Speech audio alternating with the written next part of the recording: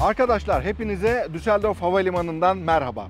Şu anda yabancı bir ortamdayız. Dediğim gibi Düsseldorf Havalimanı'ndayız ama burası bizim için, yani Türk yolcu için aslında çok yabancı değil. Çünkü 22'den fazla şehrimize haftada 330'dan fazla uçuş yapılıyor. Ben bugün size ne göstereceğim? Düsseldorf Havalimanı bir kere teknolojiyi çok iyi kullanıyor. Size burada teknolojiyi nasıl kullandıklarını göstereceğim. Self check-in alanları var. Bagajımızı nasıl vereceğiz?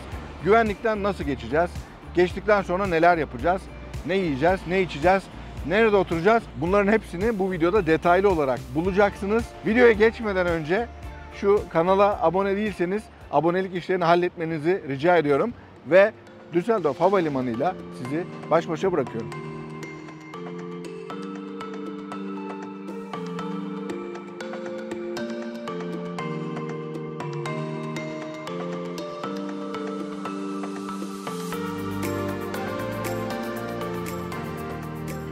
Şimdi içeriye geçmeden önce ben aslında şunu söylemek istiyorum hemen. Bildiğiniz gibi havalimanına geldiğimizde otopark çok büyük bir problem. Bu sadece Türkiye'de değil, her yerde böyle. Çünkü geldiğiniz zaman mesela yolcuyu indireceksiniz, belki hemen gideceksiniz ama burada işte polis durdurtmuyor, işte hemen devam edin diyor vesaire. Şimdi burada bunu şöyle çözmüşler. Hemen yanımda gördüğünüz alan Kiss and Fly diye bir alan, tamam mı? Buraya geldiğiniz zaman size 7 dakika veriyorlar. Bu ücretsiz. 7 dakika içinde mesela yolcunuzu direkt kapıdan içeriye uğurlayabiliyorsunuz. Hatta siz de girebiliyorsunuz. Az sonra göstereceğim. İlk kapıda güvenlik yok. Ve 7 dakika içinde burayı terk etmeniz lazım. Ama ben işte 7 dakika bana yetmez. İşte ben yolcumu götüreceğim, check-in yapmayı beraber yapacağız, halledeceğiz diyecek olabilirsiniz. O zaman da yan tarafta başka bir otopark var. Orada da 90 dakikaya kadar mesela yine cüzi rakamlarla kalabiliyorsunuz. Uzun süreli konaklamalarda da şöyle bir şey var. Şimdi bildiğiniz gibi böyle bayramda, seyranda falan havalimanlarında otopark kalmıyor ama burada mesela benim gözüme çarpan her yerde otopark var. Hemen arkamda mesela bir otopark alanı var. Bunların haricinde de birbirinden farklı ondan fazla otopark alanı var. Ve 20.000 araç kapasiteli bir otoparktan bahsediyoruz. Yani burada arabayla alakalı kolay kolay problem yaşamazsınız. Arabayla gelmeyecekseniz ne yapacaksınız? Toplu ulaşım tam terminalin kalbine geliyor arkadaşlar. Şu anda havalimanının terminalinin tam altındayım. Yani siz şehirden toplu ulaşımla terminale böyle çok kısa bir sürede ulaşabiliyorsunuz. Ve buradan hemen terminalin içine uçağınıza doğru gidebiliyorsunuz. Ayrıca Avrupa'nın her yerinden yüzlerce tren her gün yakınlarda bulunan ana tren istasyonuna geliyor. Oradan da terminale SkyTren'i kullanarak 5 dakikada ücretsiz olarak ulaşabiliyorsunuz.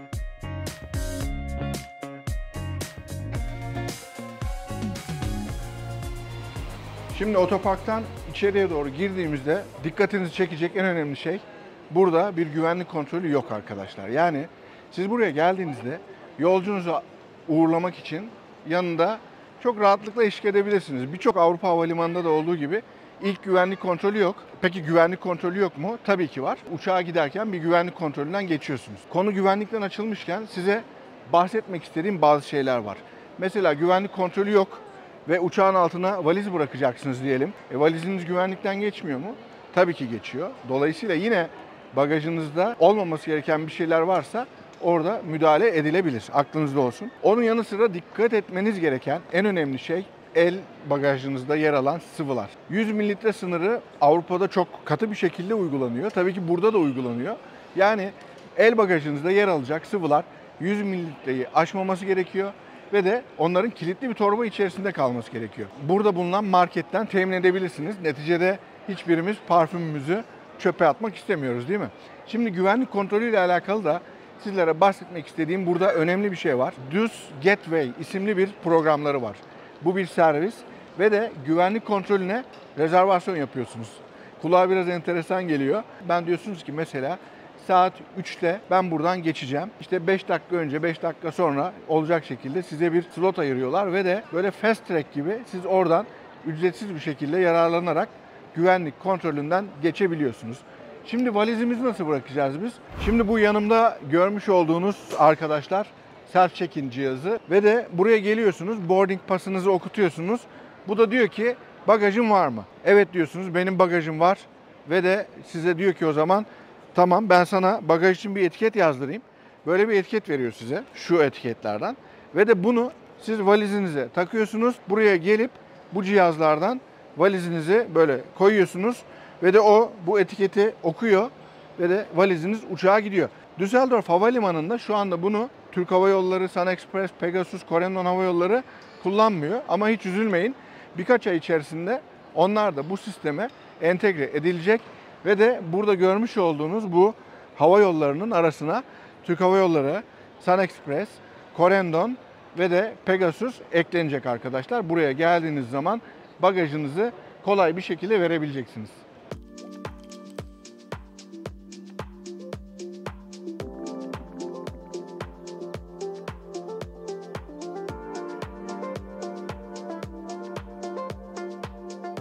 Şimdi havalimanında işte bir şeyler yiyeceğiz, bir şeyler içeceğiz, tabii ki oturacağız, vakit geçireceğiz ama bazen de çalışmamız gerek. Mesela bilgisayarda bir 15 dakikalık işiniz oluyor ve de bunun için sessiz, sakin çalışabileceğiniz bir yer ihtiyacınız oluyor. O zaman da mesela bu alan sizin imdadınıza yetişir burada. Burada şöyle yapmışlar. Burada workstation'lar var. Gelip burada ekibinizle veya kendiniz çalışabiliyorsunuz. Onun haricinde de burada başka özel odalar var. Buralarda da yine gelip çalışabiliyorsunuz. Kapsüller var. Onların içerisinde de çalışabiliyorsunuz. Yani burayı gelip bilgisayarınızla oturup çalışmak için oldukça rahat bir şekilde kullanabilirsiniz. Ücretleri hakkında çok bilgim yok ama bu web sitesinden, yani Düsseldorf Airport'un web sitesinden zaten rezervasyon yapabiliyorsunuz buraya. Buraya gelip rahatlıkla çalışabilirsiniz.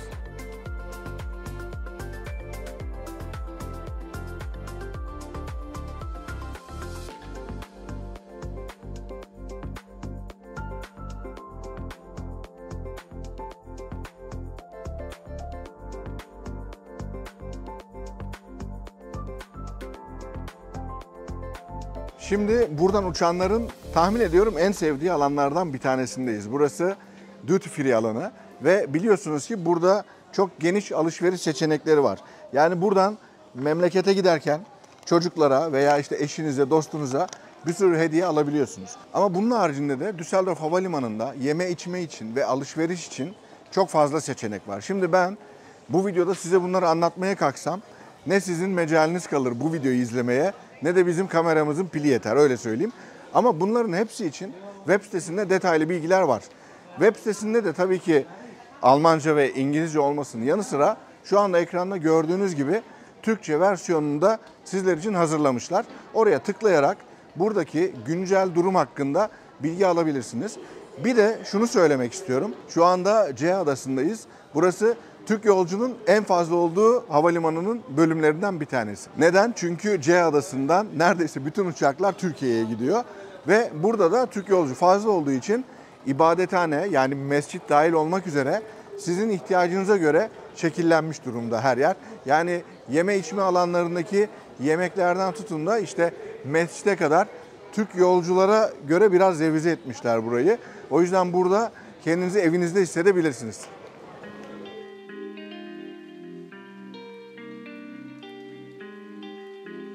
Arkadaşlar şimdi havalimanına geldik. Güvenlikten geçtik.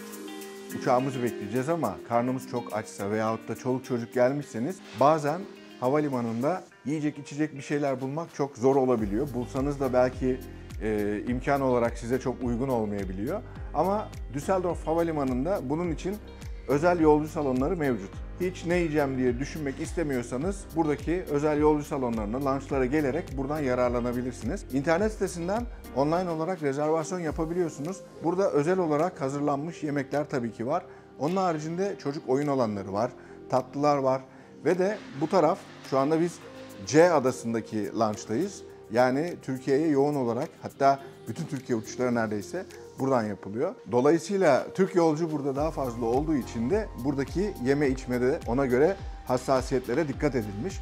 Bu konuda da aklınız kalmasın. Aynı zamanda da geniş oturma seçenekleri var.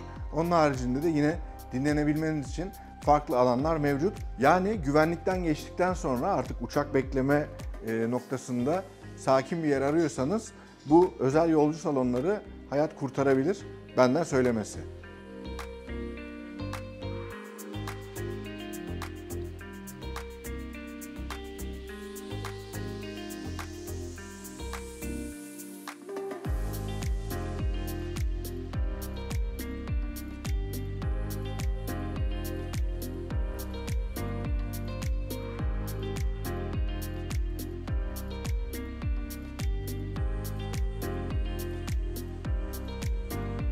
Şimdi buradaki bu 3 adayla alakalı size bahsetmek istediğim bir şey var. Benim uçağım diyelim ki C adasında ama ben B adasındaki güvenlikten girdim diyelim. Ne demek istiyorum? Bak, arkamızda B adası gözüküyor. B10, B9 kapıları var ama bu tarafa bir dön. Burada da C kapıları var. Mesela Emirates'in A380'i C kapısında şu anda park etmiş ve C02'de. Şimdi ben bu geçiş yolu sayesinde B'den girsem de C'ye gidebiliyorum. Uçağım C'deyse ben niye B'den giriyorum? Mantıklı bir soru ama C'deki güvenliğin sırasına ekrandan baktığınızda 10 dakika, 15 dakika, 20 dakika, B'deki de 2 dakika yazıyorsa B'den girerim. Bu yoldan yürüyerek uçağa daha az sürede gidebilirim. Bu da aklınızın bir köşesinde olsun.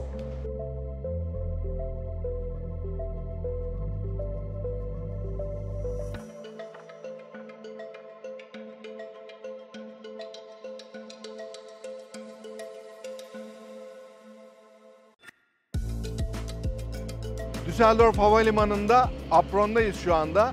Ama yolcu olarak da mesela buraya gelirseniz böyle çok tanıdık logolar görebiliyorsunuz. Yani kendimizi evimizde hissediyoruz.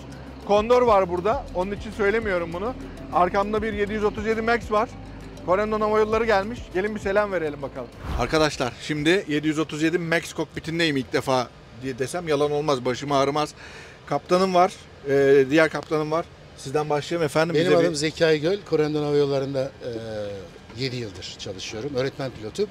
Bugün tesadüf etti. Berhan Kaptan da eğitimde. Berhan Kaptan eğitimde, safety pilotumuz da var. Şimdi o hem yakıtı alacak hem uçağımızı gezecek. Ben şimdi arkadaşlar operasyonun ortasına az önce dedim ya, düştük şu anda. Bir taraftan hazırlıklar devam ediyor. Kaptanlarım geri dönecek. Ben hemen ayrılacağım buradan. Ama şimdi 2 tane kaptan kokpitteyiz. Bir mesaj almak lazım. Şimdi bizi izleyen genç arkadaşlarımız olabilir. Sizin mesleğinizi de gıpta ederek izliyor olabilirler. Evet. Bir mesajınız varsa şimdi onu alalım. Genç havacı arkadaş, daha doğrusu havacılığı önemseyen, seven arkadaşlarımız, özelliğine gerçekten bunu böyle yürekten hisseden arkadaşlarımıza şunu öneriyoruz. Türkiye'de havacılık sektörü yüksek ivme kazanmış durumda. Ve bu sektörde kaliteyi de artırabilmek ve sektörün bizim tarafımızda, özellikle kendi coğrafyamızda varmak istediği yere hızlıca varabilmemiz için insan kaynakları noktasında, kendi tarafımızda, kokpit noktasında arkadaşlarımızı havacılık için, kokpitte uçmak için, şirketlerimizde uçmak için kendilerini şimdiden hazırlamalarını ve bir an önce bizlere dahil olmalarını, bizlerin yanına gelmelerini rica ediyoruz. Çok teşekkür ediyoruz. Bu arada kaptanım, sizi de bir çok kısaca tanıyalım. Siz neler hissediyorsunuz yeni başlamış birisi olarak? Yani biraz heyecanlıyım açıkçası. Çünkü her uçuş farklı bir ülkeye yapılıyor ve her ülkede biraz farklı bir deneyim katıyor bana. Bir de eğitimde oluşum tabii ki sürekli bir heyecanı oluyor. Deneyimli kaptanlarımız ama eminim bu heyecanınızı Tabii. gidermenize Evet, yardımcı evet. oluyordur. Kaptanımızın hepsi zaten çok iyi, hani uçuş boyunca olsun, uçuş öncesi olsun. Bana gerekli briefingleri yapıyor, bilgileri aktarıyorlar. O yüzden uçuşum evet heyecanlıyım ama bir zamanda rahat olarak geçiyor. Çok güzel. O zaman ben hepinize iyi uçuşlar diliyorum, Çok emniyetli teşekkür uçuşlar diliyorum. Ve de müsaadenizi istiyorum. Operasyonu daha fazla kırmayalım çünkü kaptanım çok nazik. Az sonra beni kovacak büyük ihtimalle.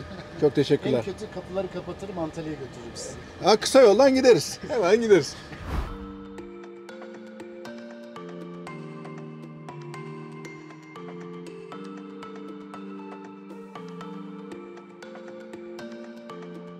Düsseldorf Havalimanı'nda apronda tanıdıklara rast gelebiliyoruz.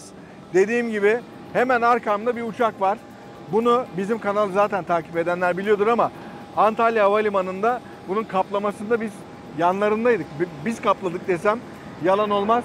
Hemen burada da bir kral var arkadaşlar. Kim? Airbus A380.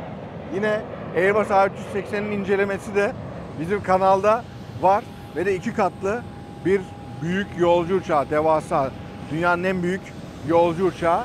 Düsseldorf Havalimanı'nda yine buna da hizmet verebiliyorlar. Buna da servis verebiliyorlar. Hemen diğer taraftan da size şu tarafta eski kule var, onu göstereceğim. Eski kule yenisiyle değiştirilmiş. Yani eski kule yerinde duruyor ama yeni bir kule yapmışlar. Bunun içindeki alet, edevat falan aynen duruyormuş. Neden diye sordum. Dediler ki Cihan, diğer kulede bir problem olursa biz buraya geçip operasyonu aksatmadan buradan devam edebiliriz. Yeni kule hemen şurada. Kameraman arkadaşım size gösteriyor. Yeni kule aynı zamanda da Almanya'nın en uzun kulesiymiş. Buradan oraya operasyon taşımışlar. Ne zaman? 2000'li yılların başında. Yani burası 20 yıldan fazla bir süredir aynen bu şekilde korunmuş, backup olarak duruyor. Yani diğer kulede bir aksilik olursa ne oluyor? Buraya gelip buradan operasyon devam ettirebiliyorlar en azından oradaki problem gidene kadar. Şu anda burada tarihi bir kulede bulunmaktan dolayı çok mutluyum ben de. Aynı zamanda sizlere de bunu gösterebildiğim için şanslıyım. Yolcu olarak tabii ki buralara gelmek mümkün bile değil. Kapısına bile gelemeyiz ama imkan bulduğum zaman da sizlere burayı göstermek istiyorum. Belki de kule nasıl bir yer diye içinizde merak edenler vardır. Yorumlarınızı da bekliyorum. Buradan manzara harika görünüyor. Buraya da uçan hava yollarından birazcık çok kısa bahsetmek gerekirse neredeyse dünyanın her yerinden uçak var. Yani Avrupa'dan da, Afrika kıtasından da, Asya'dan da mesela işte Emirates'i görüyorsunuz. Qatar Airways geliyor. Avrupa'dan yine Avrupalı hava yollarından buraya Eurowings. Hatta Eurowings buraya uçmuyor. Eurowings buradan uçuyor. Yani Eurowings'in burada 40'tan fazla uçağı base olarak burada konuşulu durumda. Onun haricinde de işte KLM, Air France, Swiss, TUI gibi Avrupalı hava yolları da burayı kullanıyor. Şimdilik kuleden sizlere aktaracaklarım bu kadar. Bu arada arkadaşlar videoyu beğeniyorsanız lütfen yorum yapmayı ihmal etmeyin. Avrupa'dan da böyle başka havalimanları varsa merak ettiğiniz, neresinde ne vardır ve neler yapabiliriz diye ben sizin için gidip inceleyip video yaparım ama yorum olarak bunu bana söylemeniz lazım.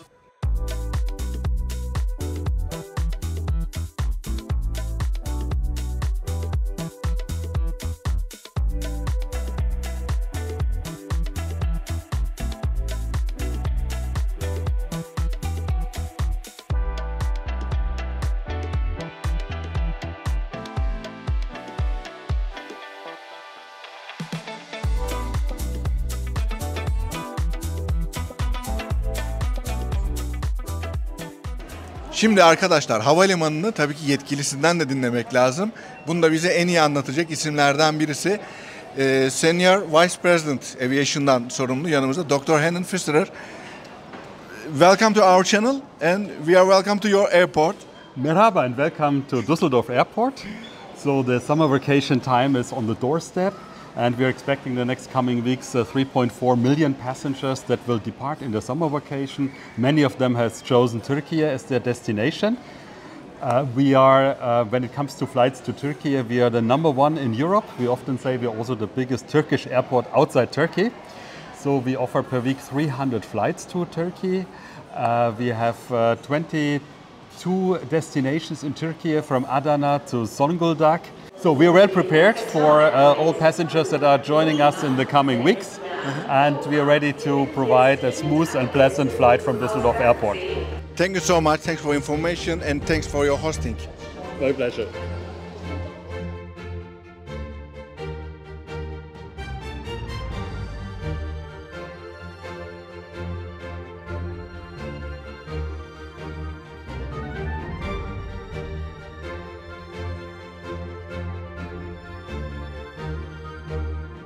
Evet, Düsseldorf Havalimanı'nda durumlar böyle arkadaşlar. Sizlere elimizden geldiğince burayı anlatmaya çalıştık.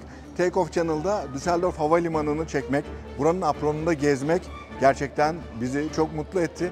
Umuyorum video sizin de hoşunuza gitmiştir. Bir sonraki videoda görüşene kadar yorumlarını yapmayı lütfen ihmal etmeyin. Kendinize çok iyi bakın. Havacılıkla kalın.